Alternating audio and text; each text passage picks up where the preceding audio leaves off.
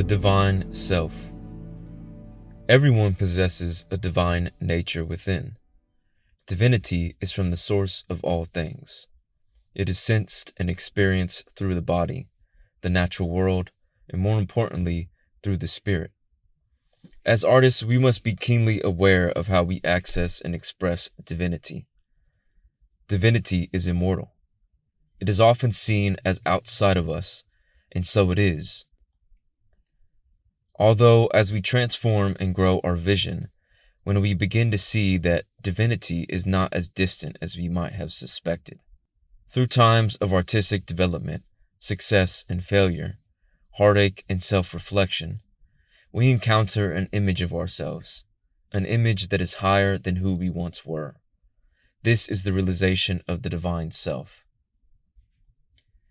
Now, setting aside theological preconceptions of divinity, the divine self is fundamentally a personification of divinity itself, the transcendent and that which is higher. This ideal comes as the lived version, as well as a metaphorical one. This vision has been modeled by the long lineage of our ancestors, the ways in which we hold high and high regard the religious and political figures of our culture. The actions and visions we experience in nature and humanity, form, structure, beauty, and decay, as well as nobility, love, tragedy, and triumph, are ideals from those we observe from our past and present histories. We see them as sources of inspiration and imitation.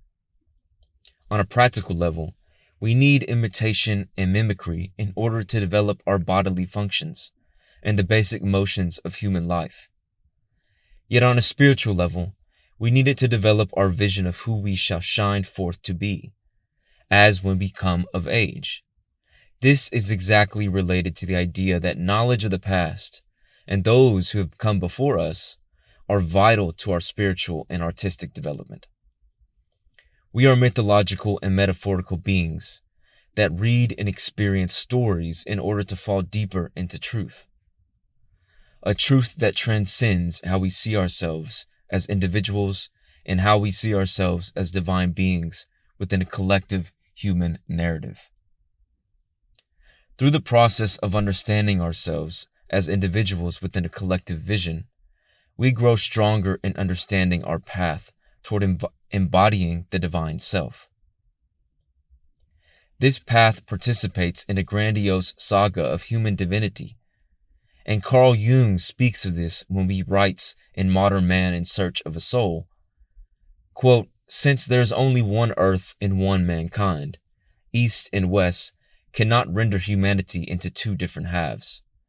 Psychic reality exists in its own individual oneness and awaits man's advance to a level of consciousness where he has no longer believes in one part or denies the other, but recognizes both as constitute elements of one psyche." End quote. This speaks to what is attributed when we envision ourselves not as separate from the world, but as inextricably embedded in divine relation with all things.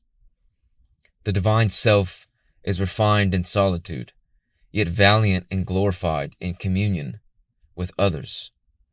We must see ourselves as divine beings within a collective narrative. It is important to note that this journey towards the divine self will be fraught with darkness, pain, and suffering just as much as it will be filled with light, joy, and grace.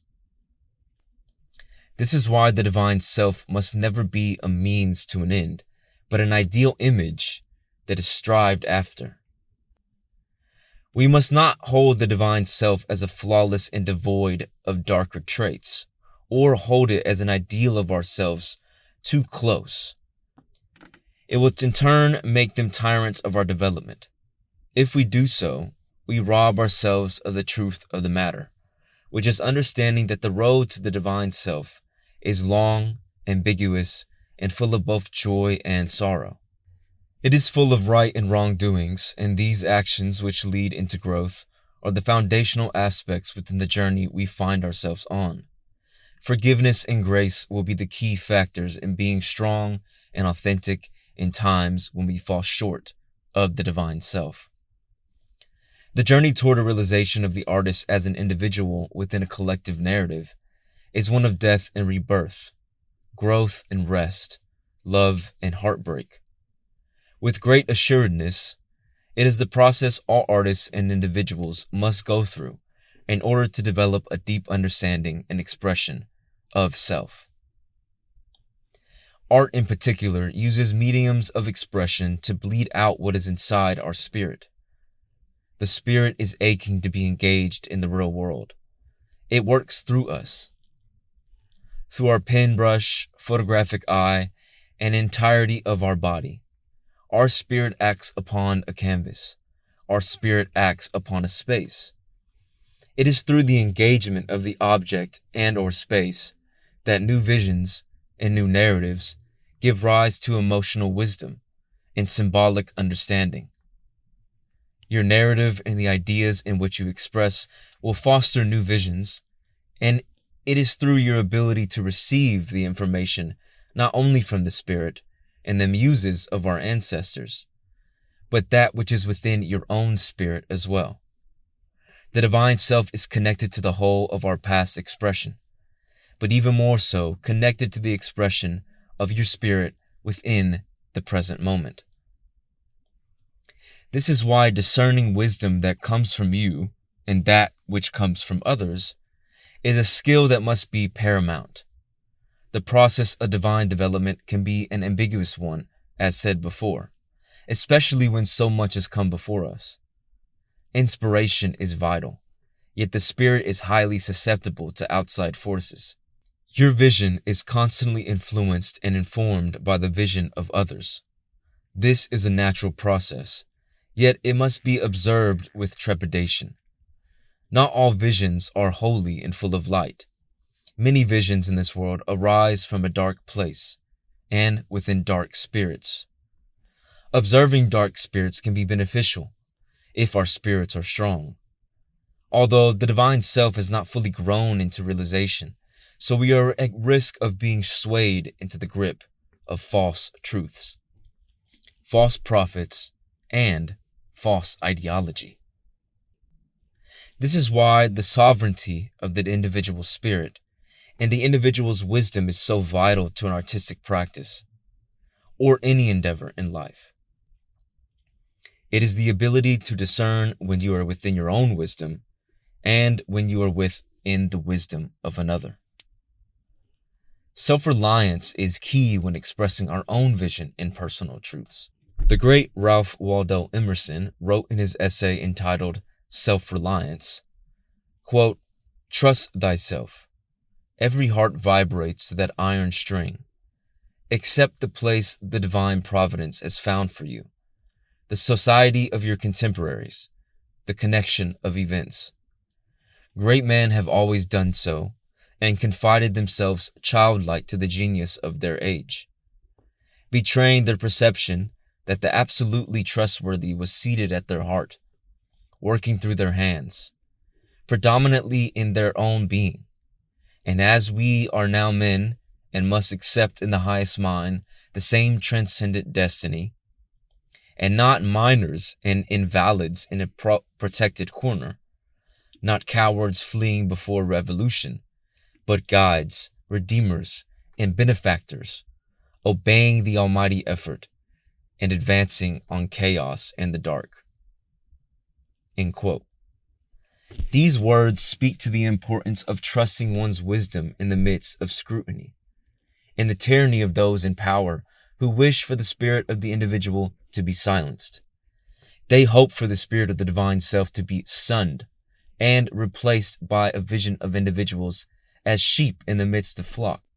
The individual has a duty to those we care for in this life.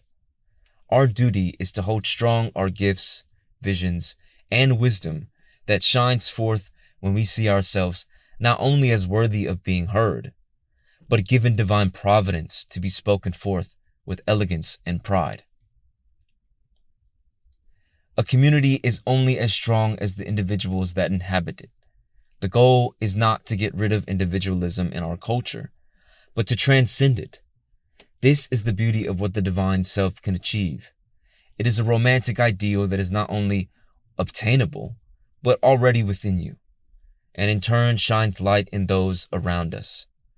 This light will be the light others experience through your art and through whatever you work to pursue in this life. Hold strong these ideals of yourself and never hold back the visions that come from them. These visions are blessings to the world, a world that needs blessings of light more than ever. Lastly, I will leave you with an excerpt from another great man. Quote, "The artist cannot and must not take anything for granted, but must drive to the heart of every answer and expose the question the answer hides. We become social creatures because we cannot live any other way. But in order to become social, there are a great many other things we must not become. And we are frightened, all of us, of these forces within us that perpetually menace our precarious security. The human beings we respect the most, and sometimes fear the most, are those who are most deeply involved in this delicate and strenuous effort, for they have the unshakable authority that comes only from having looked on and endured." End quote. James Baldwin, The Creative Process, 1962. Thank you everyone for listening to this podcast. I'm super grateful for you going this far. If you found any inspiration, any sort of educational benefit from this podcast, please consider subscribing.